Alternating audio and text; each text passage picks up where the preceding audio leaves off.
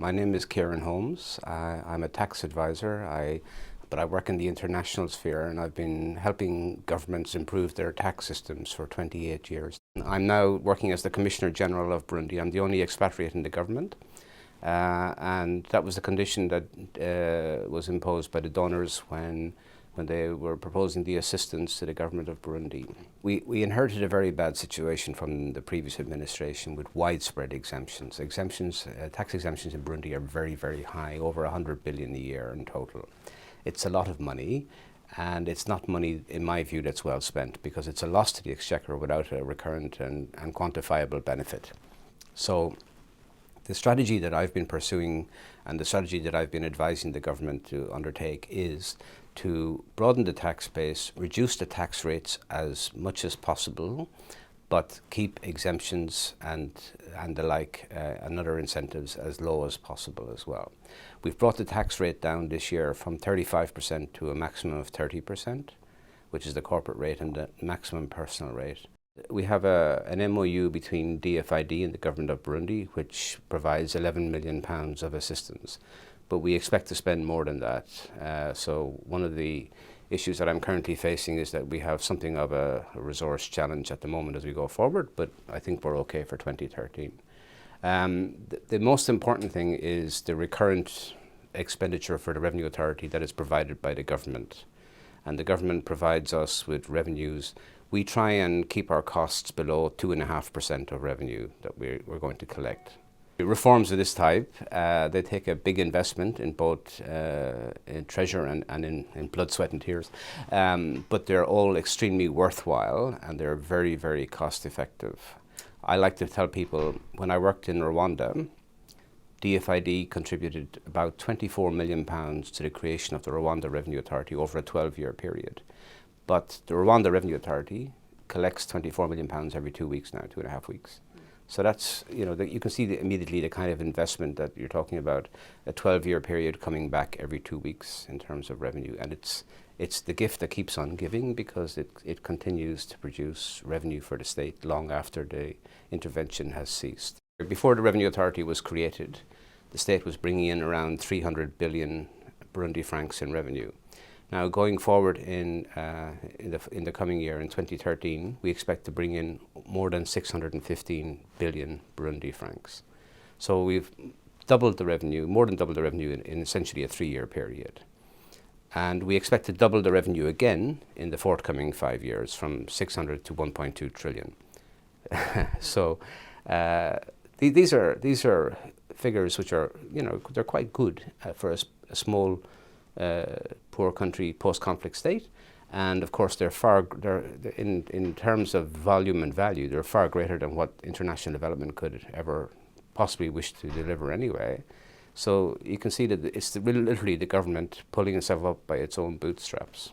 We send people out on audits, and we send them out on a range of audits. They go out and they do single issue audits, they do comprehensive audits, they do single tax audits, and we try and present a range of different audits to the taxpayers so that to make sure that they don't know what to expect, if you like, in a sense that there's an element of surprise involved as well. We like to send auditors out in teams. We like to make sure that they're monitored by audit managers, and we like to make sure we get audit reports from them every week. Corruption is anathema to any effective tax administration. You have to fight it, and you have to fight it not only comprehensively, but you have to fight it on a daily, weekly, hourly basis even. We have a code of conduct for our staff, which they have to sign, and we also ask them to give a list of their assets, which we look at and see if there's any growth in their assets. Of course, if they misrepresent their assets, either understate them or overstate them, then that's a dismissal offence as well. So one of the big advantages of a revenue authority is that you're one step removed from the civil service. You're not fully private, but you're not fully public either. And we therefore have flexibility of hiring and firing staff, and we have fired staff for corruption. We've fired commissioners, and we've fired directors as well as ordinary staff, and we will continue to do that because it's a never-ending battle. The challenge of post-conflict states is that not everybody can be joined, not everybody in the government can initially be joined up. Resources are weak, and people are coming from a very bad place, and they don't always see the advantages of doing something as arcane as setting up a revenue administration. So that's something that you have to factor into your thinking when you design these projects. But what I have found is that people, whether from post-conflict or otherwise, particularly in Africa, there are always reformers within the government. There are always people who want to do the right thing and who want to build the state. And collecting revenues is an essential part of building the state. And building the state is an essential part of creating the correct environment for business growth and business development, and that in turn brings jobs, and that in turn brings income, and that in turn lifts people out of poverty. Of course, my job is to collect the revenue in a efficient and effective way and deliver it to the state. And I don't have control, because I'm not the Minister of Finance, so I don't have control over how it's spent. But what I can say to you is that I think the revenue is being spent wisely. I think the government did not, obviously it had a revenue deficiency, so it has more demands on it than it has revenue.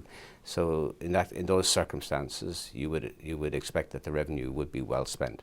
Transparency is a key factor for me, and as I say, we knock down all the walls. We have any walls that we have internally in the offices are glass walls where you can see people working. So it's very much like these newspaper offices here today. Everything is fully open plan. From the very moment that I arrived in Burundi, I've insisted on publishing our collection results. So every month we publish the taxes we collect. And we publish them in a detailed way by comparison with the same month in the previous year. So we can show the taxpayers exactly how much money is being collected and what is being delivered to the state. People are very much engaging with us on the reform agenda, and it's actually very heartening to see. There's quite a vibrant media in Burundi, and I'm forever in the media, of course, but so is the OBR, the reform agenda. People are asking questions, people are making comments, people are saying, the whole question of how should a nation tax itself is on the agenda, which is very healthy in my opinion, because it's what democracy is all about. The government of Burundi is to be commended for the fact that they brought in an expat. They had the courage to bring in an expatriate. And His Excellency the President has said many times that he thinks that for this initial period that a Burundian could not have done the job. And I think that's the whole point of aid and international development, is that it brings in the expertise that's not readily available within the country. But the way to approach it is you have to create the expertise, because everything I do has got to be sustainable. So when I walk away, there's got to be an institution that can run itself, and there's got to be somebody at the head of that institution who can run the institution, and that's my objective. But they say the mark of good management is what happens when you're away, and I've been monitoring my staff and their work, and they're working very, very well. I have to say, I'm very impressed by how they're working while I've been away, because I've been away for almost 4 weeks now. And the revenue is still rolling in, things are being done, people are working, and it's very heartening to see that. There is a specific skill set. You have to be completely unreasonable. And once you're completely unreasonable, well, there is a discipline, there's a financial discipline to revenue collection. And there are certain tried, true and tested means of bringing in revenues for the state. And there are ways of doing it right and there are ways of doing it wrong. You have to know how to do it right, and you have to focus on the end result, and you have to be sure that you deliver a good service to the client, which is of course the country in which you're working, and that's what I try and do. You know, this is the first time I've had to have armed escorts when doing what I'm doing, but you do have to have an almost cavalier approach, in the sense that you know, when I started with ODA, which was the predecessor to DFID, they told us, you know, the first thing you have to learn is that you have to work yourself out of a job. And that's the mindset you have to use when you take on these positions, is that if the country, if it all goes wrong, or if people don't do as you want them to do in the best way possible for the country, you have to be prepared to walk away. And that of course has financial consequences as well as everything. Personal consequences, you know, you lose your home because I live in these countries. So, but you have to be prepared to do that in order to make it work. And that's the ultimate thing. You have to be able to say, well, if this doesn't work, then I'll find something else to do, and be prepared to walk away.